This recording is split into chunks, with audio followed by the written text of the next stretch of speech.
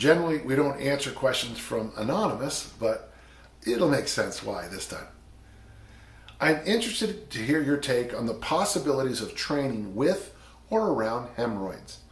Not the loveliest topic, but one I'm sure I'm not alone in being curious about.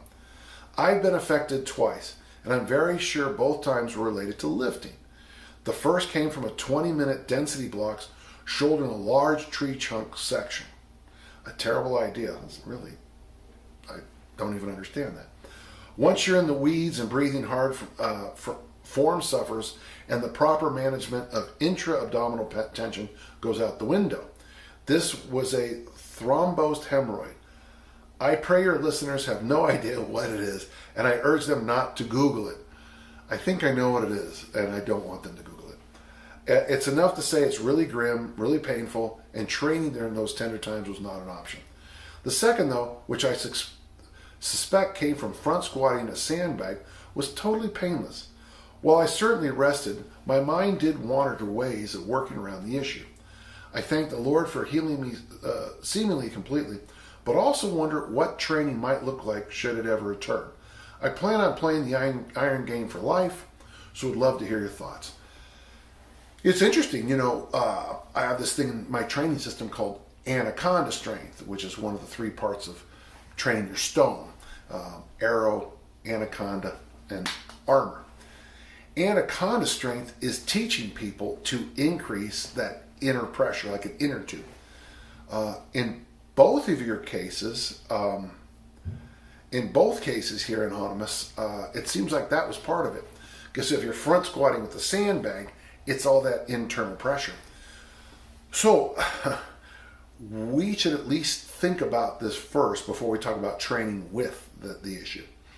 Do you do suitcase carries? Because suitcase carries are the gentlest of the anaconda strength lifts that we do. Bear hug carries will be the same way. When you do bear hug carries in front squats, you're expecting you're going to put a lot of pressure, and then of course you're going to put a lot of pressure down there.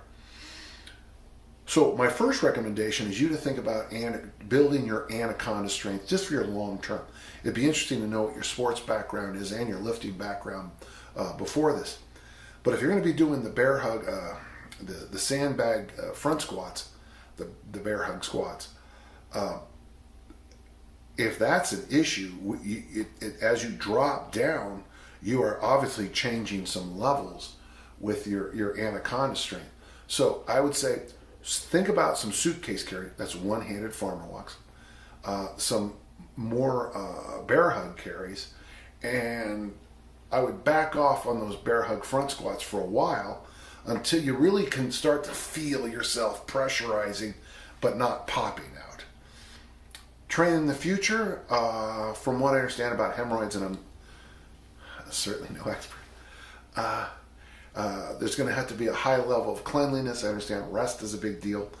I just read an article about water and dehydration among Americans, and one of the things they noted is the rise of hemorrhoids. So make sure you're eating your vegetables, you're eating your fruits, you're drinking your water. Okay,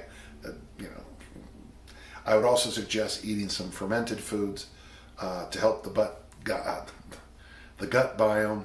My daughters keep saying butt biome, and now I cannot unsay it. Thanks, kids. With your gut biome, and so to build up the flora and fauna down here, the suitcase carries, the bear hug carries to build up the anaconda strength, and then just continue on. And when it does come around again, and I really would love it if you would see a good proctologist to see if there is an underlying issue there. If it does show up again, I would even make an appointment just to go see one, and without him, and just to be able to talk back and forth. I'm guessing there's going to be some DNA issues genetically. You might be more this way, but it could also be something really simple that I just don't know about. I hope that helps, Anonymous. And now we know the standard for me answering anonymous questions. So thank you.